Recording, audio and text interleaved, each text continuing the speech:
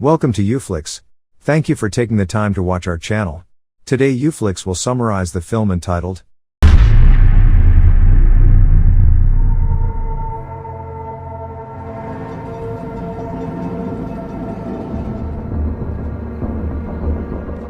Cerita dibuka dengan memperlihatkan seorang pria yang masuk ke dalam bar. Pria itu bernama Hunter. Dalam bar itu banyak preman kota dan beberapa anak muda yang sedang memakai narkoboy. Di sana, ia disambut oleh seorang wanita kancrit yang menanyakan apa tujuannya datang ke sana. I'm not that wine if you want to get a drink. Phoenix. No. Well, shit, on over there with me and my boys.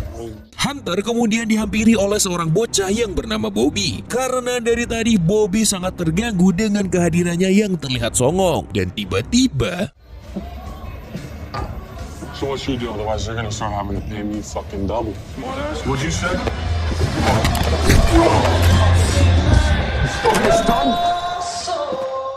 Ternyata Bobby yang dia hajar adalah anak dari mafia penguasa kota. Dan benar saja, ayah Bobby yang bernama Nicholas datang karena keributan yang terjadi. Hunter yang tidak bisa berbuat apa-apa karena ia langsung ditodong pistol pun hanya bisa terdiam tanpa melawan. Put your hands on the bar.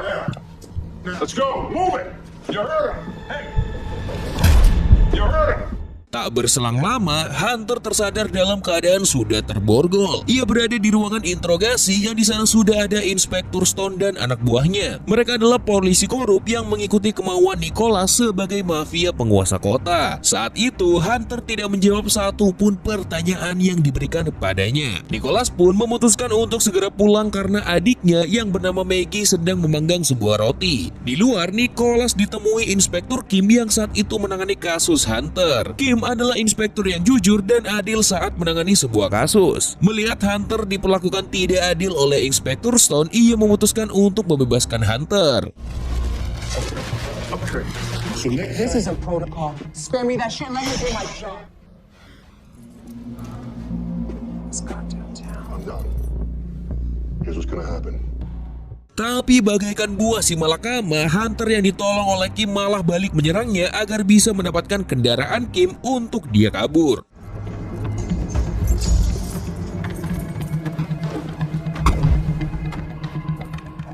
Di sisi lain, Nicholas yang tiba di rumahnya langsung menghampiri Bobby. Ia menanyakan bahwa apa yang anaknya lakukan sehingga seorang seperti Hunter datang memburunya. This guy. Oh shit, Dad.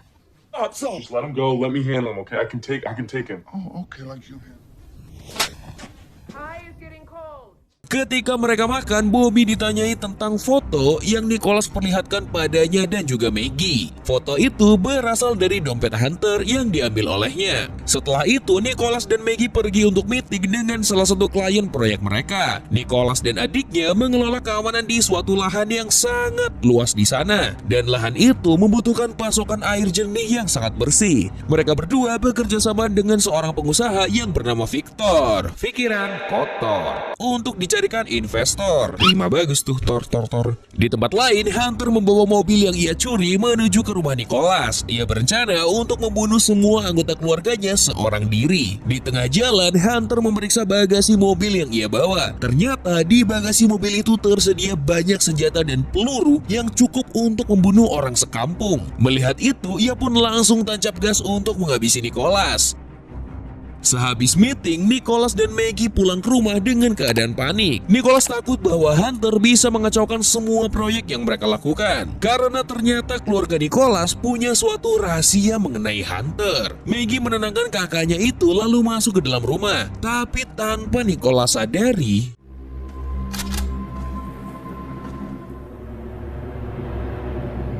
Dad, what the fuck is going on here?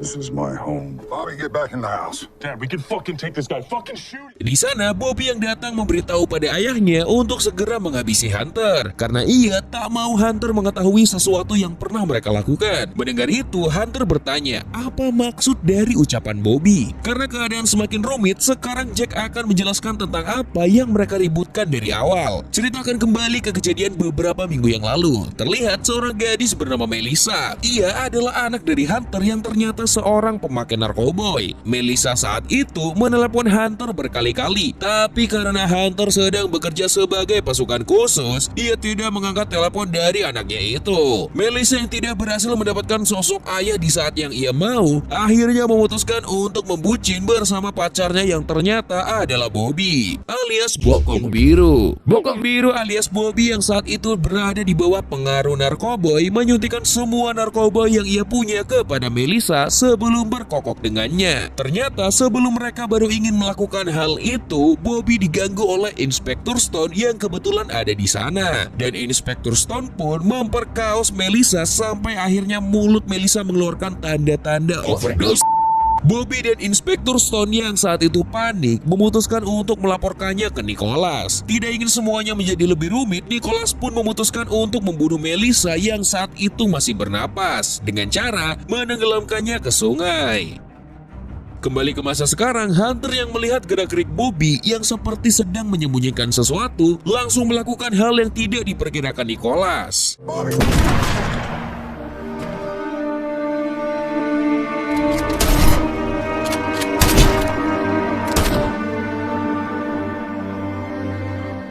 Karena luka tembak yang ia terima, Hunter memutuskan untuk lari memasuki hutan di sebelah rumah Nicholas. Sedangkan Nicholas yang melihat anaknya sudah tak bernyawa bersumpah untuk menghabisi Hunter bagaimanapun caranya.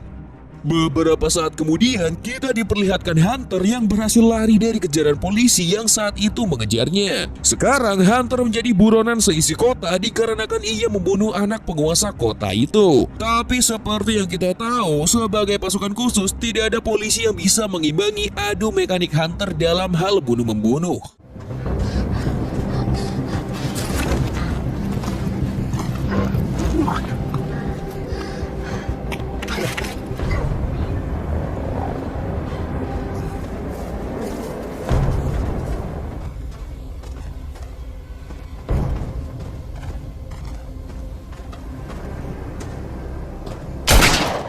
Di bagian luar hutan terlihat Inspektur Stone dan satu anak buahnya yang penakut. Mereka mendengar banyak suara tembakan. Stone memperkirakan bahwa Hunter saat itu sudah tertangkap. Mereka pun bergegas menuju suara tembakan itu. Tapi naasnya yang mereka temukan di sana adalah Jesus Christ. God damn it! No, good luck, man. Don't be a pussy. Melihat itu, anak buah Stone yang penakut itu tahu bahwa mereka semua bukanlah tandingan dari Hunter yang melahap mereka layaknya es krim biksu. Ia pun memutuskan kabur meninggalkan Stone demi keselamatan dirinya sendiri. Tapi sialnya, ketika si penakut itu kabur, ia malah bertemu dengan harimau yang dari tadi memangsa teman-temannya. Please stop that. You work with Kim? Yes, she's leaving. Kim, you tell her I'm out here. No one else. I won't say it here, I swear to God. Malam telah tiba. Hunter yang mencapai kill streak setelah membunuh hampir puluhan polisi korup yang mengejarnya memutuskan untuk beristirahat dan merawat lukanya di sebuah gubuk kecil. Sesampainya penakut tadi di kantor polisi, ia memberitahu pesan yang Hunter titipkan kepadanya untuk diberitahu kepada Inspektur Kim. Di sisi lain, kita diperlihatkan dengan Nicholas dan Maggie yang didatangi oleh Victor. Victor berkata bahwa keributan yang terjadi di keluarga Nicholas tidak boleh diketahui oleh investor mereka. Karena jika mereka mengetahuinya, investornya tidak akan jadi menyuntikkan dananya ke dalam proyek mereka. Nicholas yang sedang berduka tidak bisa membalas perkataan Victor. Ia hanya terdiam dan nerimo-nerimo wae kalau ia sedang dimaki oleh bosnya. What's gonna do nothing? Benefits. Look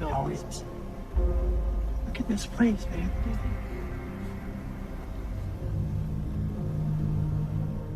Maggie yang saat itu mengetahui Nicholas sedang terpuruk mencoba menenangkannya. Keesokan harinya, sebuah helikopter datang ke rumah Nicholas. Di sini kita akan dikenalkan dengan sobat karib dari Hunter. Ia bernama Moore yang bekerja sebagai kepala pasukan khusus. MURPH datang dan dengan mudah masuk ke dalam rumah Nicholas. Di sana, Maggie yang tidak mengenalnya terheran-heran dengan kedatangan MURPH itu. Tujuan MURPH datang ternyata untuk membawa Hunter kembali kepada timnya. Karena ia tahu Hunter Hunter adalah salah satu aset negara yang paling berharga. Maggie yang mendengar itu hanya bisa terdiam. Ketika Nicholas datang dan bertemu dengan MURPH, Nicholas meremehkan semua cerita MURPH mengenai Hunter. Nicholas sangat yakin ia sendiri cukup untuk menangani Hunter. MURPH yang melihat kesombongannya hanya bisa tertawa karena ia tahu Hunter adalah orang yang bisa membunuh seluruh regu pasukan khusus seorang diri. Di tempat persembunyian Hunter, ia yang sedang beristirahat ternyata berhasil ditemukan oleh Stone dan anak buahnya. Tapi tiba-tiba...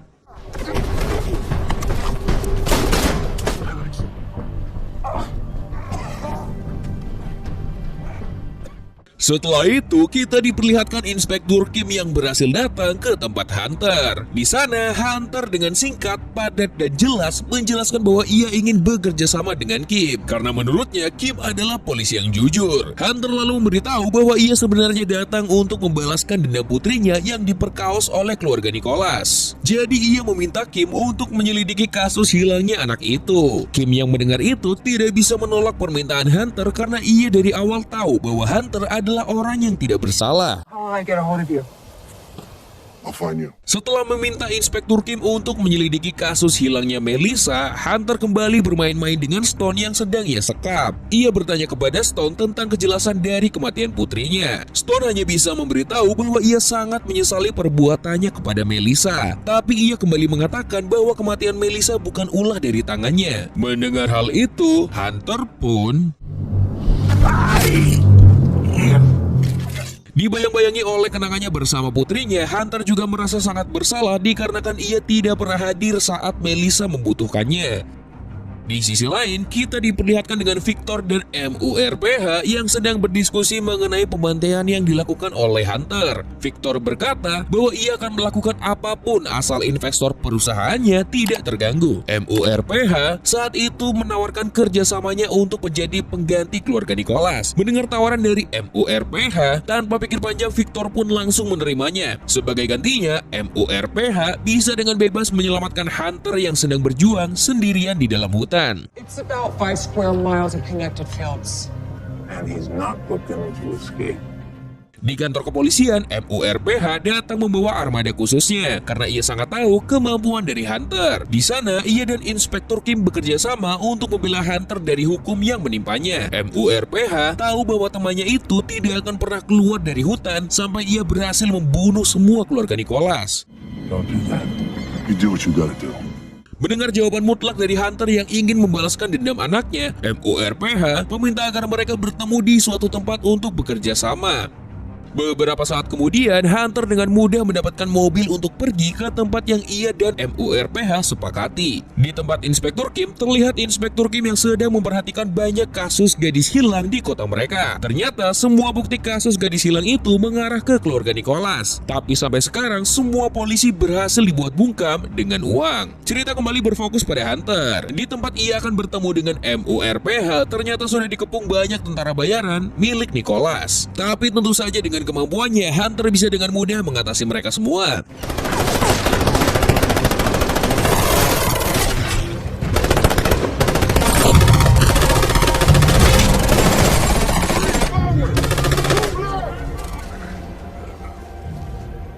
MURPH yang sedari awal sudah tahu kalau Hunter bisa dengan mudah membunuh semua tentara bayaran, meminta Inspektur Kim untuk menjemputnya agar mereka bisa membantu Hunter.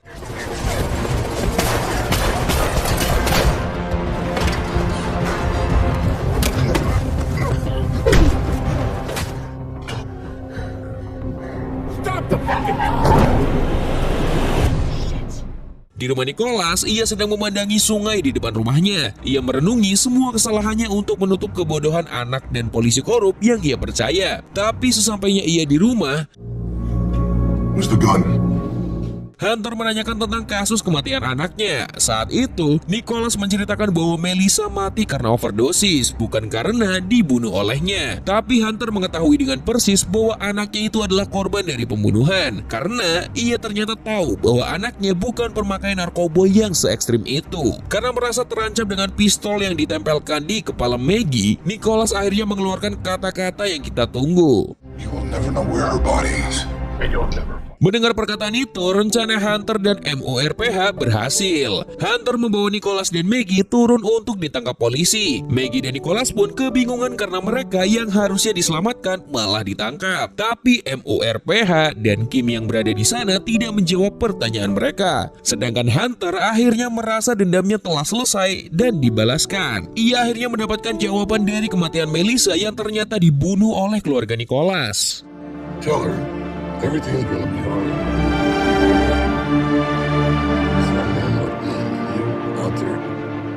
Film pun ditutup dengan MORPH yang datang memberhentikan mobil Nicholas dan juga Melissa, dan tanpa berkata apa-apa langsung menembaki mereka hingga tewas. Dan film pun selesai. Thank you for watching.